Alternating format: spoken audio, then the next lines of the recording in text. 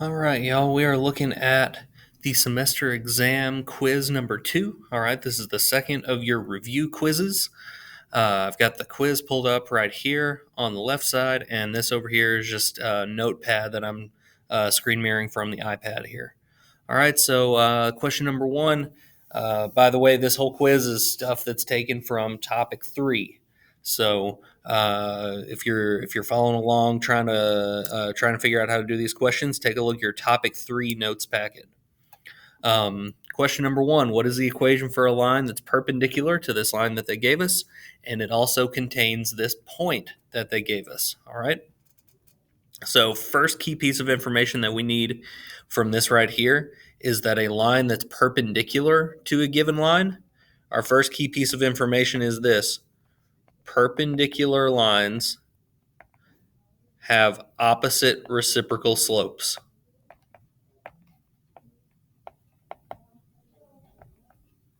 Opposite reciprocal slopes. Okay, that means we take this slope that they gave us and we take the opposite, positive or negative, and we take that fraction and we flip it over. So whatever our answer is, it should have a slope of negative 2 over 3. Okay, we started at positive 3 over 2, so our slope should be negative 2 over 3. So we can automatically take out this answer and that answer. Neither of those are going to be the right one.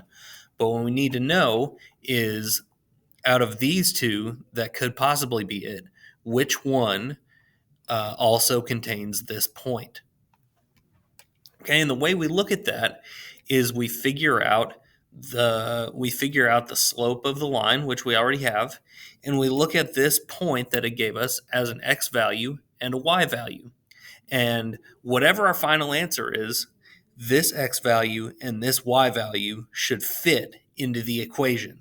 Okay, so let's give it a try. What I'm going to do is I'm going to give it a try with this equation right here on my quiz, on my version of it right here. It's the third option. Okay, if we have the equation y equals negative 2/3 x minus 3, and we know that our answer should have this x value and this y value fitting into the equation here.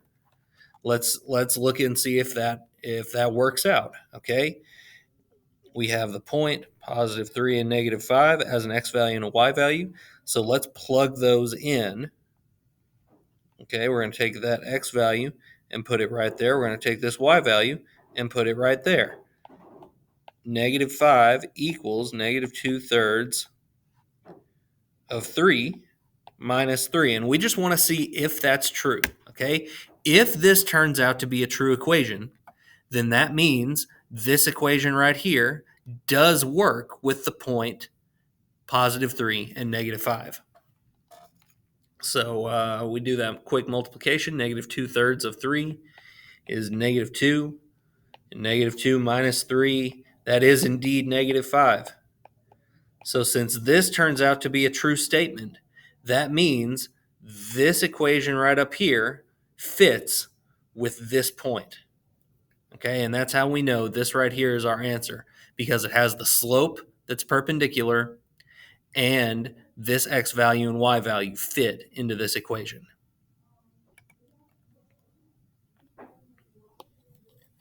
Up next, take a look at question number 2. Question number 2. This one asks us about some angles. Which correctly names a pair of alternate interior angles? All right, so we just got to remember what alternate means. There's two words right there: alternate and interior.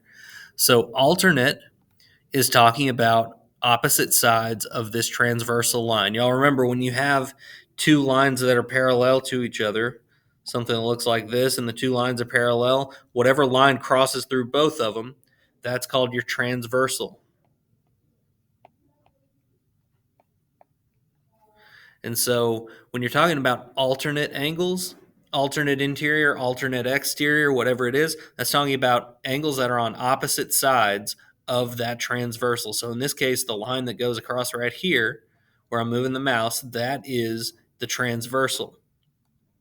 And so when we talk about alternate angles, there's a couple of them. There's some of these that, when I look at all the answer choices, all of those are alternate. But the next word right there is interior. And that word interior, we already know, means inside. And what that means is that any angle that's in between your parallel lines would be interior angles. Okay? So when we look at our answer choices like 4 and 5, well, 4 and 5 are both outside of these two parallel lines. Okay? All this area right in here would be interior angles. Same with angle 1 and angle 7. Angle 1 is not an interior angle. Angle 1 on this answer choice, again, is not an interior angle. But when we look at that first choice right there, angle 2 and angle 7, they're on opposite sides of this transversal, and they're both on the inside of your parallel lines. So those would be alternate interior.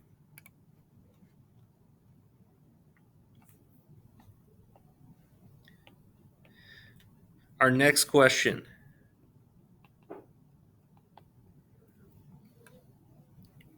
We talk about whether or not these lines are parallel. Okay, whenever you see that little symbol right there, that means line L is parallel to line M.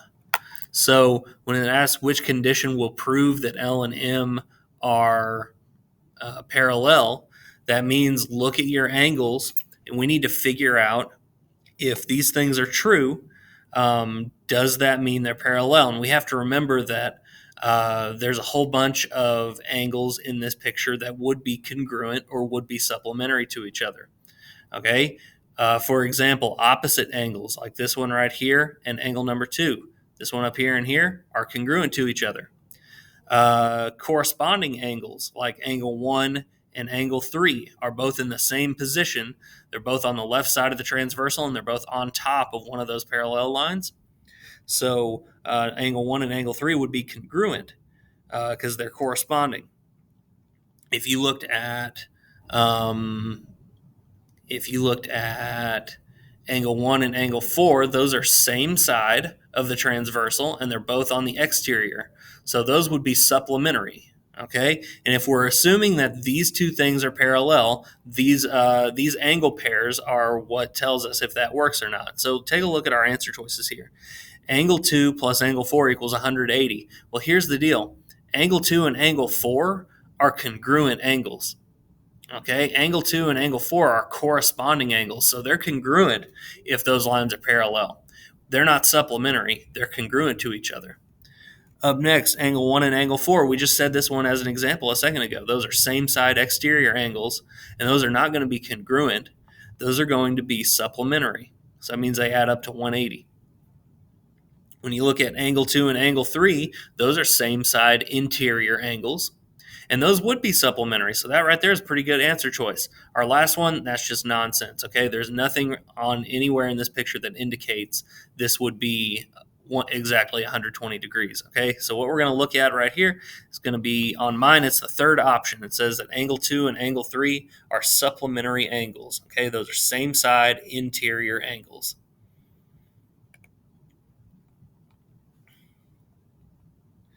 Up next, question number 4. Question number 4. I'm going to try and recreate this drawing just real quick and easy. Something about like that. I know you guys are getting my highest quality artwork today. All right.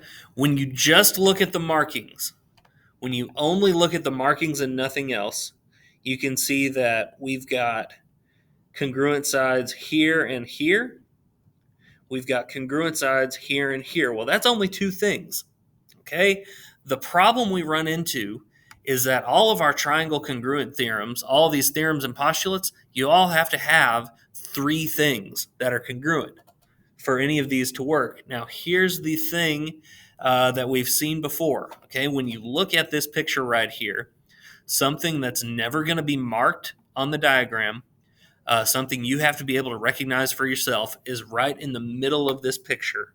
Okay, in the middle of this picture, right in here, you have to be able to recognize that we have opposite angles right there and right there. And those opposite angles are congruent to each other. So when we're talking about proving these triangles congruent, we have a side, an angle, and a side. We have a side, angle, and side. When you go in order like that, you've got two sides and the angle that's in between them. So that's SAS congruence.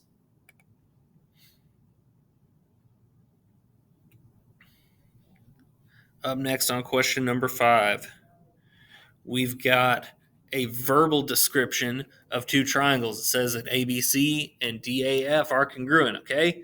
I'm going to go ahead and recommend we just draw a picture of these two triangles. All right? We got triangle ABC. We'll say that's ABC. And the other one is triangle DAF. Now make sure you are keeping track of which letter goes with which other letter between the two triangles, okay? A and D go together. A on the left and D on the right. B on the left and A on the right. C on the left and F on the right. Those are the corresponding parts of these triangles, okay? And it tells us that the two triangles are congruent.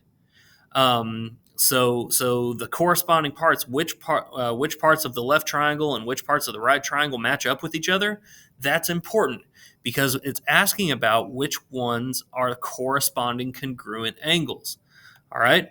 So if we're looking at angle, let's just go through the answer choices here. Okay.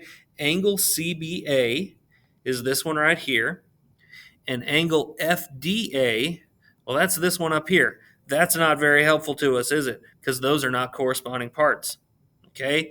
Angle B on the left should match up with angle A on the right. So our next answer choice, angle BCA, that'd be this one down here, and angle FAD. So FAD is that one right there. Well, again, those are not the corresponding parts. Angle C on the left should go with angle F on the right. So up next, angle ABC. Well, that would be this one right down here. And angle FAD. Now, that's a pretty strong argument right there, okay? Those two are indeed corresponding parts. They're on the same corner, all right? They're on the same corner. However, I want to draw your attention to the order of these letters, okay? Angle ABC, that goes around from here to here to here in that direction. Angle angle AF. Oh my goodness, I read that completely wrong. Okay, angle ABC and angle AFD. Well, angle AFD is this one over here. All right, forget about that. Forget about what I just said. That's not a good choice at all. Okay, again, angle B should match up with angle A on the right side. So that's not going to work. Next thing we're going to look at is that last one, angle BAC. This bad boy right here up the top. And angle ADF, this one up here at the top. Finally, we've got some corresponding parts. And there we go. The final question on this quiz. Which property justifies the following statement?